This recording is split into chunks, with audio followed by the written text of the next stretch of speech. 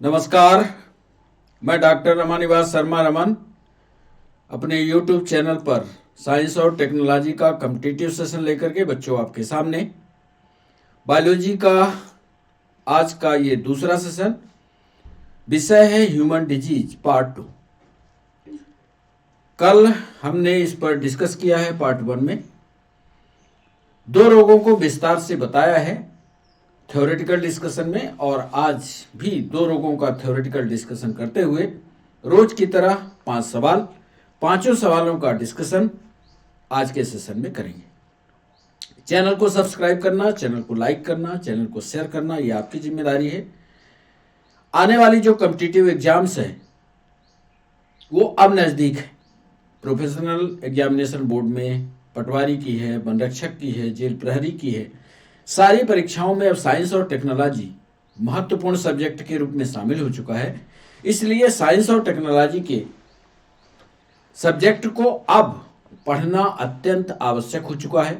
इसलिए चूंकि इसमें सॉलिड मार्क्स मिलते हैं आपको, इसलिए इसको महत्वपूर्ण विषय मान करके आप पढ़ने की कोशिश कीजिए।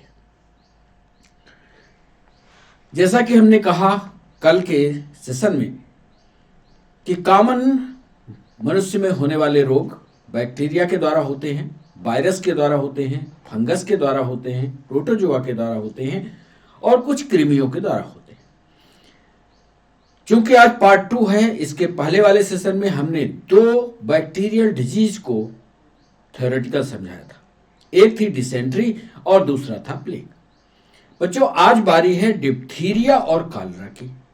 आज इन 2 रोगों के बारे में विस्तार से आपको समझाएंगे और इन्हीं से जुड़े हुए और 5 सवालों को आज आपसे पूछेंगे। तो चलते हैं थ्योरेटिकल सेशन पर और डिप्थीरिया के बारे में। चूंकि बैक्टीरियल डिजीज पर यह सवाल पूछा जाता है कि कौन कौन सी महत्वपूर्ण बैक्टीरियल डिजीज हैं, उसके लिए एक डायग्रामेटिक आपको याद हो जाए, उसके लिए एक डायग्रामेटिक रिप्रेजेंटेशन हमने बनाया। बीच में बैक्टीरियल डिजीज लिखा, कौन कौन सी होती हैं ये देख लीजिए। टाइफाइड होता है, कॉलरा होता है, डायरियल डिजीज होती हैं, निमोनिया होता है, डिप्थीरिया होता है, कफ बूफिंग कफ होता है, ट्यूबरकुलोसिस होता है। ध्यान रखिएगा, ये जितने हम 1 2 3 4 5 6 7 रख रहे हैं, सब बैक्टीरिया से उत्पन्न होने वाले। एंथ्रेक्स एक बीमारी है, इसके बारे में भी विस्तार से हम आपको समझाएंगे। टिटनस, प्लेग और कोढ़ यानी लेप्रोसी, ये सभी रोग बैक्टीरिया से उत्पन्न होते हैं। इसलिए इसको ड्रामेटिक रिप्रेजेंटेशन को आप रफ पर या अपने कॉपी पर बेहतरीन नोट्स बना करके और याद करने की कोशिश कीजिए। बैक्टीरिया से उत्पन्न होने वाले रोग एक बार फिर हम पढ़ देते हैं। Typhoid, cholera, diarrheal disease, pneumonia, diphtheria, whooping cough, tuberculosis, anthrax, tetanus, plague और लेप्रोसी, ताकि जब आपके कॉम्पिटिटिव एग्जाम में पूछे कि निम्न में से कौन सा रोग बैक्टीरिया के द्वारा होता है, तो यदि इतने आपको 11 रोग याद रहेंगे तो बैक्टीरिया के इन रोगों के अलावा कुछ लिखा होगा तो वो दूसरे से होगा। तो इसका ध्यान रखिए। याद करने का ये तरीका हमने आपको दिया। सीधे हम कॉलरा की बात करते हैं। कॉलरा रोग कैसे होता है सबसे पहले, या कैसे आप इसको पहचानते हैं? एक तो महत्वपूर्ण बात कॉलरा में याद रखिएगा कि एड्स को फैलाने वाला जो बैक्टीरिया है वो विब्रियो कॉलरी है। नाम याद रखिएगा, विब्रियो कॉलरी। ये फैलाता है, ये बैक्टीरियम है, और यह मुख के द्वारा अंदर घुसता है। और मुख के द्वारा यह बैक्टीरिया कब अंदर घुसेगा? जब आप कंटामिनेटेड भोज्य पदार्थ को ग्रहण करोगे। जो इंग्लिश वाले बच्चे हैं वो जरा इसको अच्छे से ध्यान से पढ़ लें। हिंदी हम बोल ही रहे हैं, तो लिखा हुआ है Vibrio cholerae, the causative bacterium enter the mouth with faecally contaminated food or drink. को जो भी गंदा खाना आप कंटामिनेटेड भोज्य पदार्थ ग्रहण करोगे, उसी समय आपके शरीर के अंदर मुख्य द्वारा विब्रियो कैलोरी अंदर चला जाएगा। अब ये क्या करता है, विब्रियो कैलोरी यहां से क्रॉस करता हुआ, ये देखिए यहां से क्रॉस करता हुआ छोटी आंत में सबसे पहले पहुंचता है, स्मॉल इंटेस्टाइन में। याद रखिएगा, सबसे पहले स्मॉल इंटेस्टाइन में पहुंचता है। और स्मॉल इंटेस्टाइन की जो बाहरी लेयर होती है, इपिथेलियल सेल, ऐसे सेल्स बनी होती हैं सभी की, ऐसे ऐसे, तो इपिथेलियल सेल्स पर यह आक्रमण करता है और इन कोशिकाओं के अंदर जो भी सिक्रीशंस हैं, जो भी जैसे पानी है, सोडियम, पोटेशियम, कैल्शियम, मैग्नीशियम के लवण हैं, इनको घटा देता है। विब्रियो कैलोरी का काम ध्यान से सुनिएगा, माउथ से अंदर गया, कंटामिनेटेड भोजन आपने ग्रहण किया, माउथ से अंदर गया और अंदर जाने के बाद छोटी आंत में पहुंचता है, उसके बाहरी कोशिका पर आक्रमण करता है। आक्रमण करने के बाद कोशिका के अंदर उपस्थित इलेक्ट्रोलाइट यानी सोडियम, पोटेशियम, मैग्नीशियम, कैल्शियम के साल्ट के और पानी की मात्रा को घटा देता है। The epithelial cells pump water and electrolyte from the blood into the intestinal lumen, causing water diarrhea. अब क्या करता है, ये एपिथेलियल सेल्स जो पानी को और इलेक्ट्रोलाइट को बाहर निकालती हैं, वो छोटी आंत के गड्ढे में डाल दिया जाता है। ध्यान रखना बच्चों, ये ब्लड से भी पानी को खींच लेता है। विब्रियो कैलोरी में एक विशेषता है कि ये ब्लड से भी पानी को खींच लेता है। खाने से तो खींचे, कोशिका से तो खींचा, सारे पानी को खींच करके छोटी आंत के गड्ढे में डाल देता है। और जैसे ही पानी की मात्रा बढ़ी, तुरंत हमें बाहर लैट्रिन के लिए जाना पड़ता है। अब पतली लैट्रिन तो हुई, इसके साथ ही साथ यदि ये रास्ता एनस के थ्रू नहीं निकली तो माउथ के द्वारा भी निकलती है। दोनों स्थितियों में ध्यान से सुनिएगा, दोनों स्थितियों में हमारे शरीर में पानी और कैल्शियम, सोडियम, पोटेशियम के साल्ट की कमी हो गई। और यदि यही मात्रा बहुत ज्यादा कम हो गई तो शॉक्स एंड डेथ आकर आप फ्लूइड लॉस, हमारे शरीर में तरल पदार्थ की मात्रा घटी, सर्कुलेटरी सिस्टम हमारा गाढ़ा हुआ, और ऐसे समय मृत्यु की संभावना हो जाती है। यही बैक्टीरिया यानी विब्रियो कैलोरी, यही बैक्टीरिया स्टूल के द्वारा जो हम एक्सक्रीटरी मटेरियल को बाहर निकालते हैं, उसी के द्वारा बाहर भी निकल जाता है। तो ये इसकी पूरी फंक्शनिंग होती है।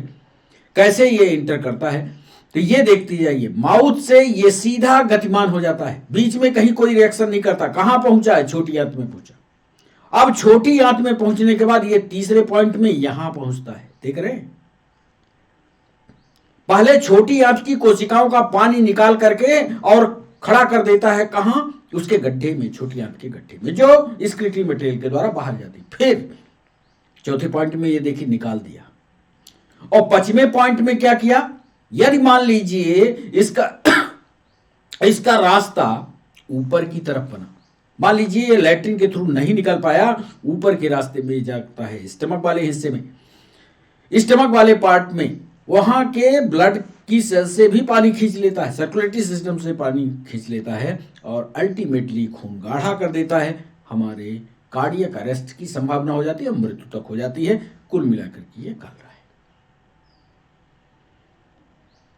सिम्टम्स क्या होते हैं, abrupt onset, massive diarrhoea, generally followed by vomiting without nasal muscles cramp and when severe dehydration and सा। जब भी हमें डायरिया या कॉलरा होगा, उस समय भयानक उल्टी होती है। 12 से 48 घंटे तक विब्रियो कैलोरी जो है हमारे शरीर में तहलका मचाता है। 12 से 48 घंटे के बीच में ये सारी क्रियाएं कर लेता है विब्रियो कैलोरी। ये सब germ negative bacterium with A polar flagellum, इसकी संरचना के बारे में यहां बताया गया है। नीट में इसकी संरचना पर सवाल होता है। हार्ट लेवियल exotoxin causes excessive secretion of water and electrolyte by the intestinal epithelium. जब हमारे शरीर में पानी की मात्रा घटी तो हमारे शरीर का तापमान भी बढ़ जाता है। इसका इंटर रिलेशन है, इनका आंतरिक संबंध है। जब हमारे शरीर से पानी की मात्रा घटती है तो हमारे शरीर का ताप बढ़ता है। एपिडेमियोलॉजी, इंडाइजेशन हो जाएगा। Ingestion of Facially contaminated food or water, sometimes natural resources associated with zooplanktons and marine outscenes, few atmospheric। कुछ बाहर के वातावरण के कारक भी विब्रियो कॉलोनी को हमारे शरीर के अंदर पहुंचाते हैं। वैसे मुख्य कारण जनरली ये देखा गया है कि यदि हम कंटामिनेटेड भोज्य पदार्थ ग्रहण करते हैं तभी ये होता है। इसका ट्रीटमेंट ये है कि जब भी हम खाना खाएं वो बिल्कुल साफ सुथरा, गर्म हो, हाथ से धोता हुआ, वैक्सीनेशन और ट्रीटमेंट बराबर चले। और मान लीजिए विब्रियो कॉलोनी हमारे शरीर में घुस गया, हमें उल्टी हो रही है, लैट्रिन हमें बार बार जाना पड़ रहा है, तो हमारे अंदर जो इलेक्ट्रोलाइट या पानी की कमी हो रही है उसको हम पानी से घोलकर ग्रहण करते हैं। इस तरह से हमें कॉलरा से बचाव मिल सकता है। तो इस पन्ने को महत्वपूर्ण मानते हुए जितनी बात थी कॉलरा से सब कुछ जोड़ करके हमने बता दिया है। इसको आप पढ़िए। ये इधर हमने लिखा है टाइफाइड के बारे में। टाइफाइड जो होता है कैसे हमारे शरीर में आक्रमण करता है, क्या इसके सिम्टम्स होते हैं, क्या इसका ट्रीटमेंट होता है। उधर तो कॉलरा था, टाइफाइड के बारे में समझ लीजिए कि टाइफाइड क्या होता है। टाइफाइड 5 से 21 दिन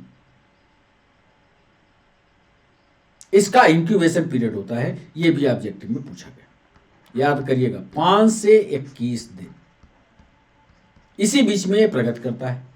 typical signs including diffuse abdominal pain, headache, prolonged fever, anoxia, nausea, loss of appetite, the constipation and sometime diarrhoea progressively appear. विशेषता बता दें, टाइफाइड यदि हो गया तो आप ये समझिए कि आपके पेट वाले हिस्से, पेट में एब्डोमेन के ठीक नीचे पेट वाले हिस्से में दर्द होगा, बुखार, लंबे समय तक आपकी बुखारियत चलती रहे, लंबे समय तक सिरदर्द चलता रहे, नाक बहती रहे, भोजन ना पचता हो, कॉन्स्टिपेशन रहता हो, तो आप समझ लीजिए सिम्टम्स टाइफाइड के।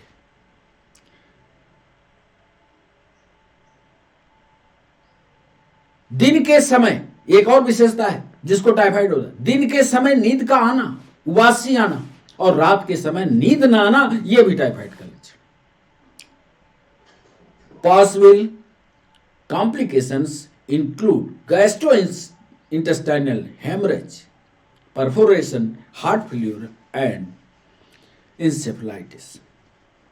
यदि मान लीजिए टाइफाइड ने अपना आक्रामक रुख अपना लिया तो आपकी आंतों में छेद हो सकता है और ऐसी अवस्था में मृत्यु भी होती है। Effective antibiotics are available and the progress in patient under treatment is usually favourable.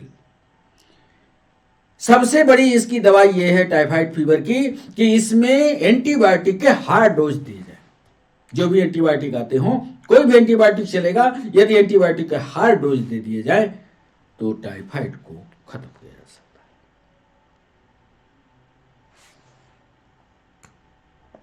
इसको फैलाने वाला कौन? तो यहां पर आप देख रहे हो साल्मोनेला टाइफी। साल्मोनेला टाइफी इस रोग को फैलाता है। सामान्य वे में यदि आपको टाइफाइड पता करना है, यदि आप डॉक्टर के पास जाते हैं बुखार के समय, तो वो कहता है डॉक्टर आप मुंह फाड़िए, मुंह खोलिए, मुंह खोल करके जीभ बाहर निकलवाता है और एक जीभ में सफेद सफेद ये संरचनाएं दिख रही हैं, वो बताता है दैट इज टाइफाइड। मेन आक्रमण जो होता है कि टाइफाइड के समय लीवर आपका बड़ा हो जाता है। अब लीवर आप साइड देख लीजिए, बायां है कि दायां है, और जिधर लीवर बड़ा होगा उसी तरफ आपके दर्द होगा। साथ ही साथ आपके इंटेस्टाइनल वाले रीजन में, आंत वाले रीजन में छोटे छोटे छेद हो जाएंगे, अल्सर हो जाएगा और मृत्यु की संभावना हो जाएगी। ये होता है इसका लक्षण। अब चलते हैं, दो रोगों को बताया, एक तो हमने आपके साथ डिस्कस किया कालरा, दूसरा किया टाइफाइड, दोनों बैक्टीरियल डिजीज थी।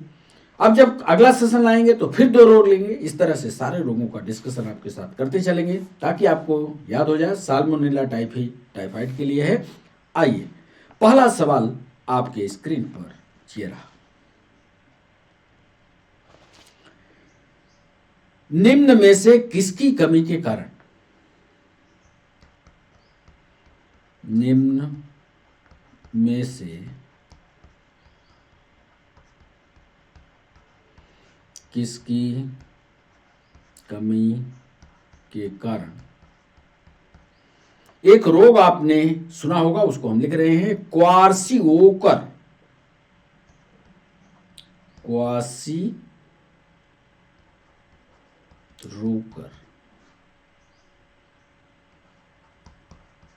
अंग्रेजी में लिखे देते हैं क्वार्सिओकर, रोकर बीमारी होती है।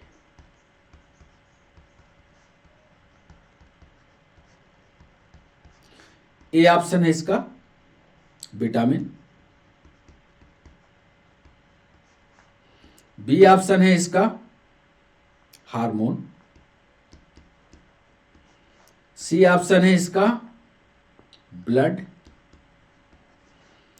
और डी ऑप्शन है इसका अनिवार्य एमिनो एसिड। किसकी कमी के कारण क्वार्सिओकर नामक बीमारी होती है? विटामिन, हार्मोन, ब्लड या अनिवार्य एमिनो एसिड के द्वारा। सही जवाब कमेंट सेक्शन में कीजिए, नहीं तो डिस्कशन के पेज में हम सारे रोगों के बारे में, सारे, चाहे विटामिन हो, चाहे हार्मोन हो, चाहे ब्लड हो, चाहे इंपॉर्टेंट या एसेंशियल एमिनो एसिड हो, सबका डिस्कशन करेंगे। दूसरा सवाल, सल्फा औषधियां, सल्फा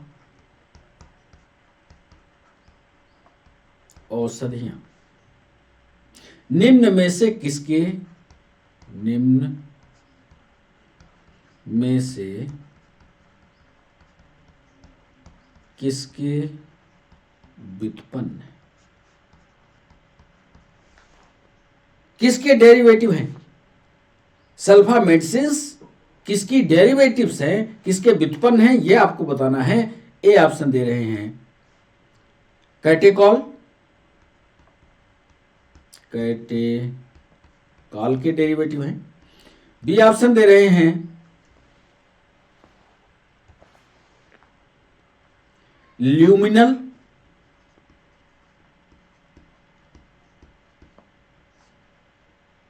जेल प्रहरी में ये 2015 में सवाल पूछा गया था। फिनाल, और डी ऑप्शन दे रहे हैं टिंचर आयोडीन।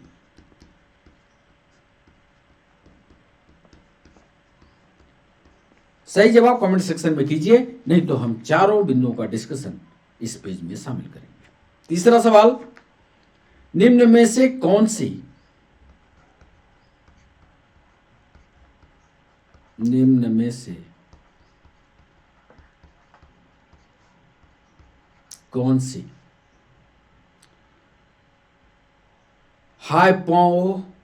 हाइप्नोटिक फ्लूइड है? कौन सी हाइप्नोटिक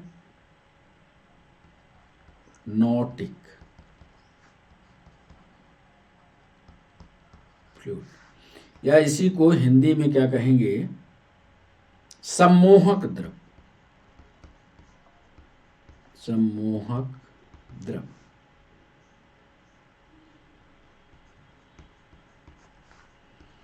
ए ऑप्शन दे रहे हैं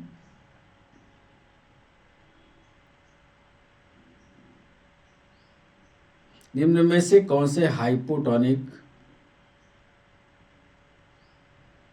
बच्चों एक इधर ऑप्शन चेंज करेंगे, इसमें जो दूसरे का ऑप्शन था catechol, luminal, phenol, tincture, iodine औषधियां निम्न में से किसके व्युत्पन्न हैं, ये ऑप्शन उधर जाने चाहिए थे, ABCD वाले ये ऑप्शन 3 नंबर में जाने चाहिए। इसका सही ऑप्शन लिखिएगा बेंजीन सल्फोनिक एसिड, वही हम सोच रहे थे, बेंजीन सल्फोनिक अम्ल, ये ए है। बी में सल्फेनिलिक अम्ल, सल्फेनिलिक अम्ल। सी ऑप्शन दे रहे हैं सल्फेनिलमाइड, सल्फेनिलमाइड।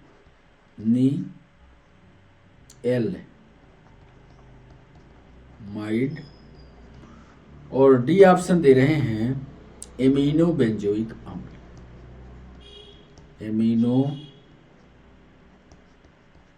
बेंजोइक अम्ल। इसमें ये ऑप्शन काम करेंगे। सल्फा औषधियां निम्न में से किसके व्युत्पन्न है, बेंजीन सल्फोनिक अम्ल के, सल्फोनिलिक अम्ल के, सल्फेनिलमाइड के, एमिनो बेंजोइक अम्ल। सल्फा औषधियां किससे बनती हैं, किसके व्युत्पन्न है, ये बताना है। और इसके लिए जो अगला है इसको यहां चाहे तो काट दें। अगला जो हमने सवाल पूछा, कौन सी हाइपोटॉनिक फ्लूइड है, निम्न में से कौन सा हाइपोटॉनिक या सम्मोहक द्रव है, यह आपको बताना है। क्या वो कैटेकॉल है, बी ऑप्शन क्या यह ल्यूमिनल है, सी ऑप्शन क्या वह फिनॉल है, और डी ऑप्शन क्या वह टिंचर आयोडीन है। सही जवाब कमेंट सेक्शन में कीजिए। चौथा सवाल आपके स्क्रीन पर, टाइफाइड के उपचार में, टाइफाइड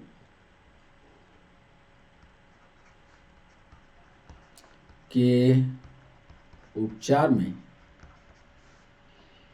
प्रयुक्त दवा है।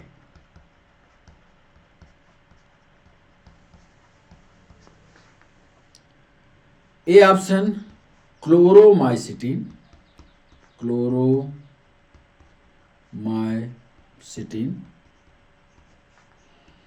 बी ऑप्शन है नोवलजीन, नोवलजीन।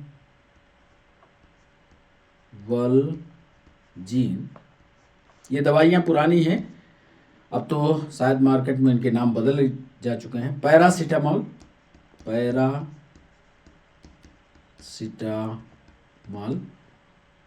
जेल प्रहरी में भी पूछा गया है, पुलिस कांस्टेबल की परीक्षा में पूछा गया है। जेल प्रहरी में 2015 में सवाल और पुलिस कांस्टेबल की परीक्षा में 2017 में पूछा गया, पैरासीटामोल। और डी ऑप्शन कुनैन। टाइफाइड के उपचार में प्रयुक्त दवाई कौन सी है, यह आपको बताना है। सही जवाब कमेंट सेक्शन में कीजिए। और 5वां सवाल है आज का, कुष्ठ रोग का कारण होता है, लेप्रोसी का कुष्ठ रोग का कारण होता है।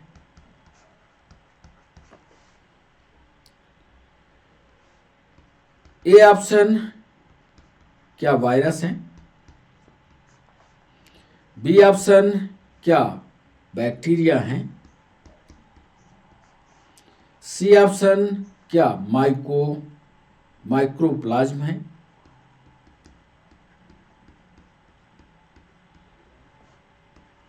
और डी ऑप्शन क्या प्रोटोजोआ है। कुष्ठ रोग का कारण क्या है ये आपको बताना है। क्या वायरस है, क्या बैक्टीरिया है, क्या माइक्रोप्लाज्म है, क्या प्रोटोजोआ है। सही जवाब कमेंट सेक्शन में कीजिए। और अब हम लिए चलते हैं आपको पहले सवाल की ओर। पहले सवाल में हमने आपसे पूछा है, निम्न में से किसकी कमी के कारण क्वार्सियोकर नामक बीमारी होती है। इसका सही जवाब, पहले सवाल का सही जवाब होगा अनिवार्य एमिनो एसिड। क्वारसियोकर नामक बीमारी के क्या लक्षण है? क्वारसियोकर, ये आप देखिए, बहुत सारे बच्चे ये सोचते रहेंगे क्वारसियोकर नामक बीमारी जो है विटामिन की कमी से होती है, हार्मोन की कमी से होती है, ब्लड की कमी से होती है, लेकिन ऐसा नहीं है। एएनएम की और प्लाटून कमांडर की परीक्षा दोनों में ये सवाल पूछा गया है। अनिवार्य एमिनो एसिड, आइए विस्तार से इसको लिख करके आपको बताते हैं कि जीवों में पाए जाने वाले, जीवों में पाए जाने वाले कुछ एमिनो अम्ल ऐसे हैं, कुछ एमिनो एसिड ऐसे हैं जो मनुष्य सहित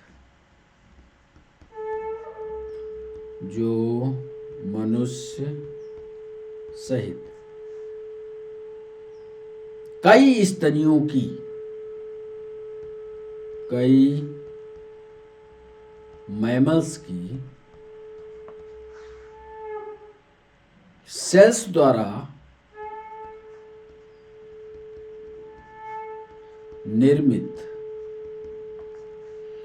नहीं किए जा सकते, नहीं किए जा सकते। बड़ा इंपॉर्टेंट पॉइंट है। जीवों में पाए जाने वाले कुछ एमिनो एसिड, आपको याद होगा एमिनो एसिड 20 एमिनो एसिड से हमारा शरीर बनता है।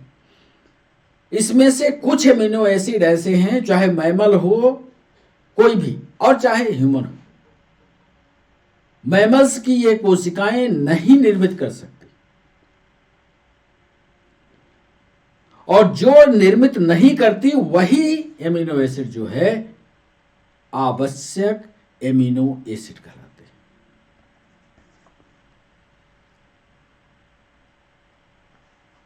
जो एमिनो एसिड ह्यूमन बॉडी नहीं बना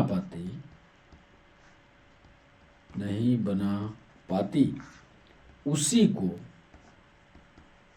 अति आवश्यक एमिनो अम्ल, अति आवश्यक एमिनो अम्ल, या इसी को अंग्रेजी में कहें essential amino acid, essential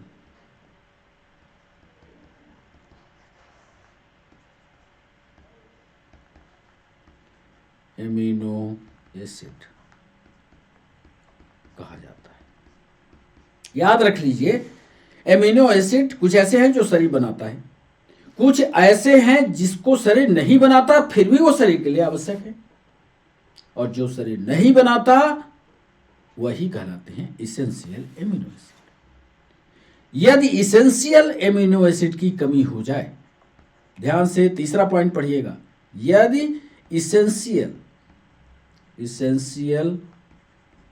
amino acid की कमी हो जाए तो मनुष्य में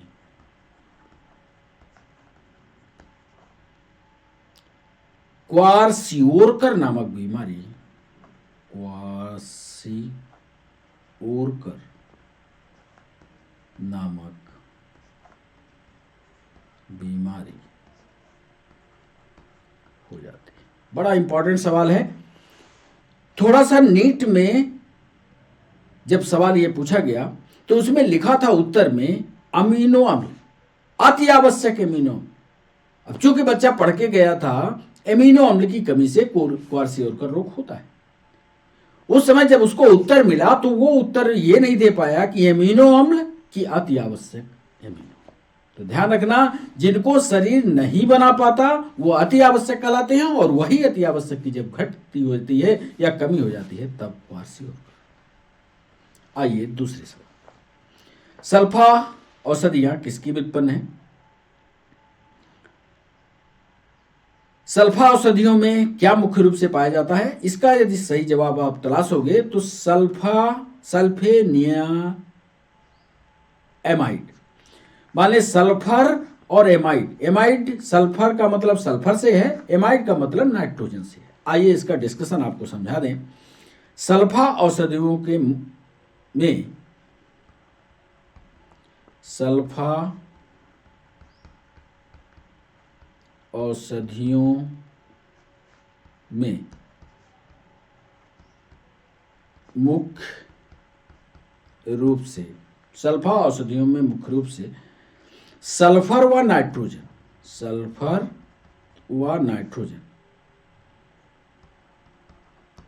पाए जाते हैं। जितनी भी सल्फा औषधियां होगी तो एक पॉइंट तो सल्फर और नाइट्रोजन का पाया जाना। सबसे पहली सल्फा औषधि, ये सवाल पूछा गया वन रक्षक की परीक्षा में, सबसे पहली सल्फा औषधि का नाम बताइए। दूसरे में लिख रहे हैं सबसे पहली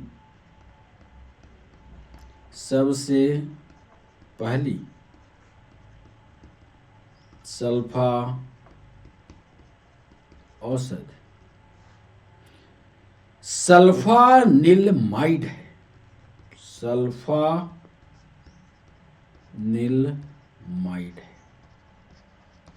इसको पढ़ लेना। कब बनाई गई? यदि सन पूछता है, यह 1908 में बनाई गई थी।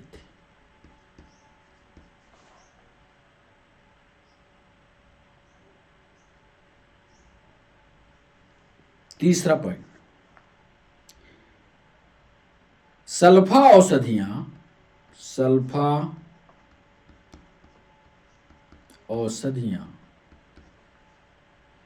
कुछ जीवाणुओं के, कुछ बैक्टीरिया के प्रति अत्यंत प्रभावी होती है। अत्यंत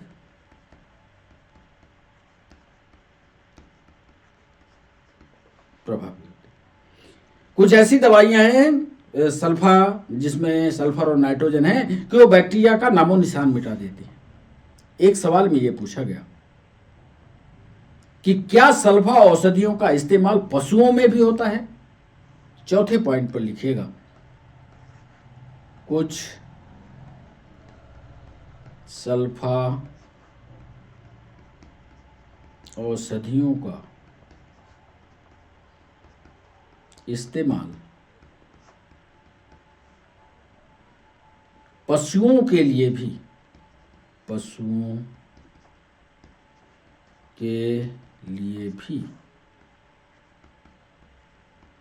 किया जाता है। तो ये 4 पॉइंट दूसरे सवाल के साथ याद रखें। कौन सी हाइपोटोनिक फ्लूइड सम्मोहक द्रव है? तीसरा सवाल हमने पूछा और इसका सही जवाब होगा ल्यूमिनल। नींद की दवाई जब आप लेने जाते हैं तो यार नींद की दवाई के साथ ये नाम आपने सुना होगा? नहीं, नींद की दवाई में ये कंपोजिशन देखा होगा जिसको ल्यूमिनल कहते हैं। आइए सम्मोहक द्रव को समझाएं आपको। हाइप्नोटिक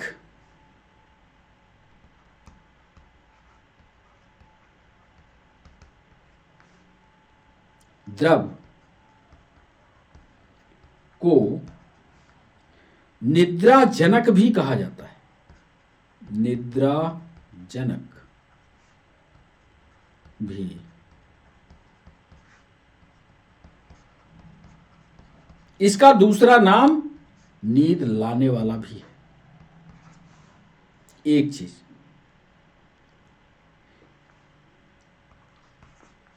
इसका प्रारंभिक कार्य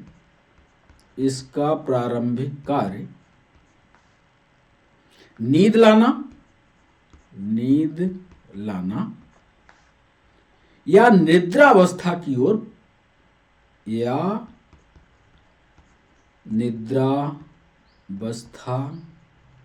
ओर प्रेरित करना है।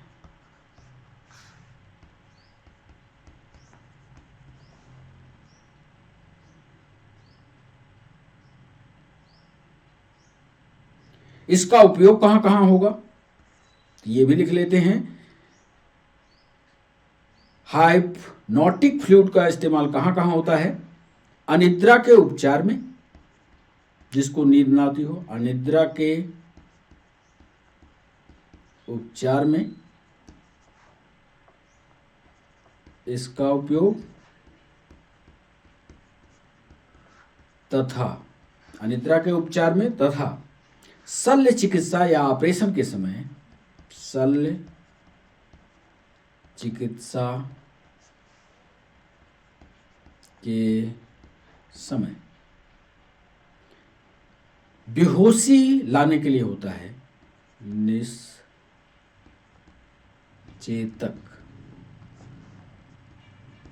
के रूप में किया जाता है।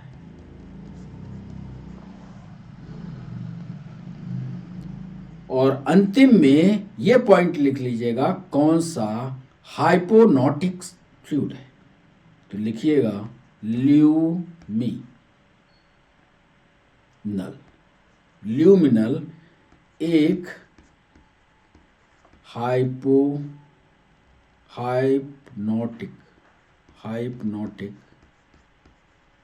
फ्लूइड या सम्मोहक द्रव कहलाता है। अब इस सम्मोहक द्रव का कैसे इस्तेमाल करना है, यह डॉक्टर खुद करता है। यदि ल्यूमिनल का इस्तेमाल करके और किसी आदमी को सुलाया जा सकता है, उसको बेहोशी की अवस्था में ले जाया जा सकता है, तो निद्रा अवस्था के लिए काम आता है। प्रारंभिक काम होता है इसको नींद को लाना या निद्रा अवस्था की ओर प्रेरित करना, इसका प्रारंभिक काम। टाइफाइड के उपचार में प्रमुख दवा कौन सी है? एक तो टाइफाइड का दूसरा नाम मोती झरा भी है। मोती झरा से भी जोड़ करके एक सवाल पूछा गया है, सारे उत्तरों को हम लिखे देते हैं। इसका क्लोरोमाइसिटिन का इस्तेमाल होता है। टाइफाइड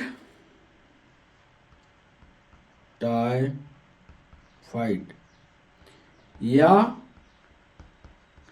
मोती झरा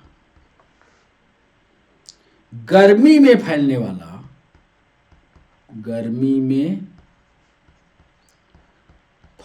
वाला एक संक्रामक रोग है। मोती झरा जो होता है ये गर्मी में फैलता है। यह विश्व के सभी कोने में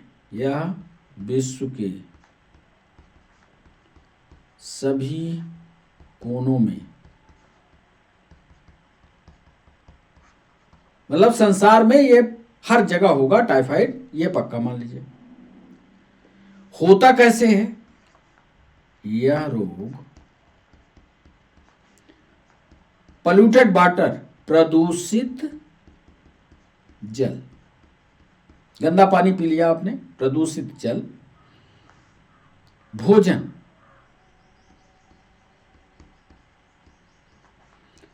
तथा मान लीजिए ऐसा रोगी है, रोगी के मलमूत्र, यह रोग प्रदूषित जल, भोजन तथा रोगी के मलमूत्र से फैलता है। गंदा खाना खाएंगे, गंदा पानी पिएंगे अथवा रोगी के आसपास रहेंगे, मलमूत्र का इन्फेक्शन भी होता है, तो आप टाइफाइड के जद में रहेंगे। ध्यान रखिएगा। तीसरा महत्वपूर्ण पॉइंट, इसमें रोगी का उपचार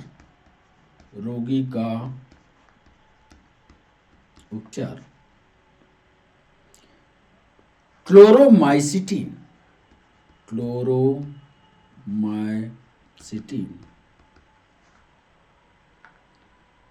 जैसे एंटीबायोटिक का इस्तेमाल करके किया जाता है। मतलब क्लोरोमाइसिटिन एक एंटीबायोटिक है और यही क्लोरोमाइसिटिन टाइफाइड के रोगाणुओं को, टाइफाइड के जीवकों को मारता है।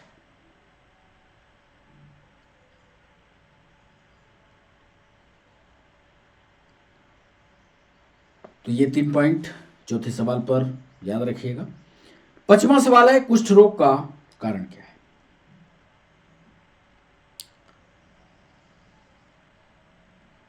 एक चीज और बता दें, टाइफाइड और मलेरिया में थोड़ा सा डिफरेंस है, एक लाइन और लिख दें इधर 5वें पॉइंट में।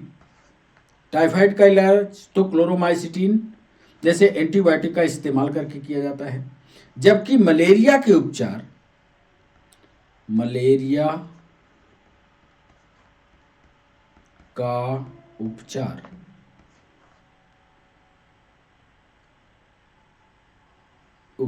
में प्रयुक्त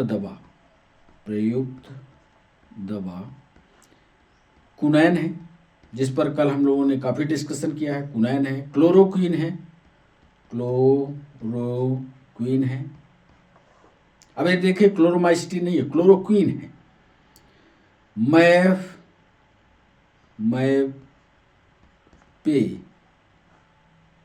क्रीन है और बहुत सारी दवाइयां अब आजकल होती हैं।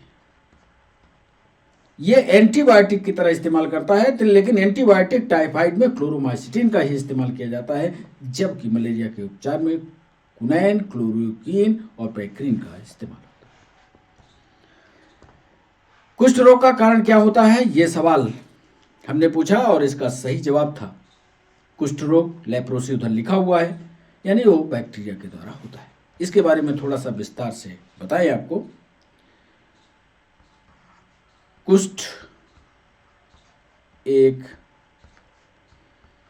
जीवाणु जनित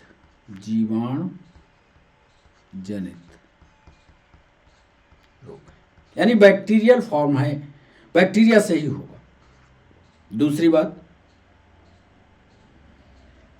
यह माइक्रो बैक्टीरियम लेप्री द्वारा फैलता है। ये सब पॉइंट जो है ऑब्जेक्टिव में आपकी मदद करेंगे। तीसरा,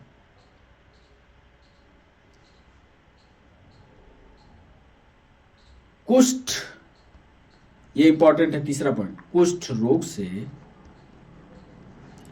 मनुष्य की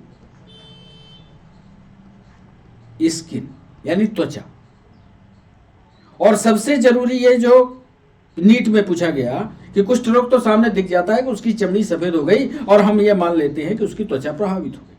यहां यह समझना कि कुष्ठ रोग से मनुष्य की त्वचा तथा नर्व्स प्रभावित होती है। नर्व्स यानी तंत्रिका प्रभावित होती है।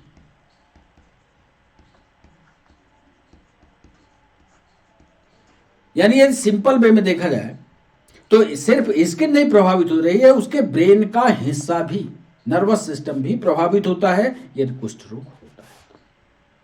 ध्यान रखना। और यदि लंबे समय तक कुष्ठ रोग आपके शरीर में रह जाए, या लंबे समय तक जिसको कुष्ठ रोग रहता है उसका क्या क्या समाप्त हो जाता है, चौथे पॉइंट में लिखे देते हैं। इससे हाथ और पैर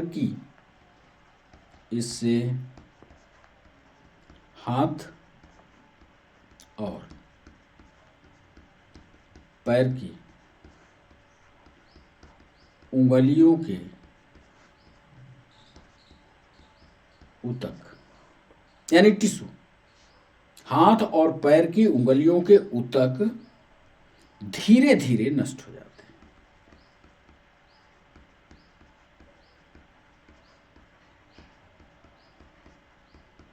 तो 4 पॉइंट इसमें पढ़िएगा। जीवाणु जनित रोग है, माइक्रोबैक्टीरियम लेप्री के द्वारा फैलता है, कुष्ठ रोग से मनुष्य के स्किन और नर्वस सिस्टम प्रभावित होता है, और इससे हाथ और पैर की उंगलियों के ऊतक धीरे धीरे नष्ट हो जाते हैं। तो बच्चों 5 सवाल इसी के साथ पूरे होते हैं। कैसा लगा सेशन? क्या आपने सीखा?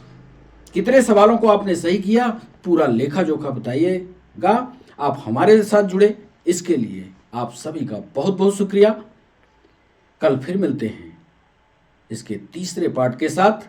तब तक के लिए बच्चों बाय बाय, नमस्कार।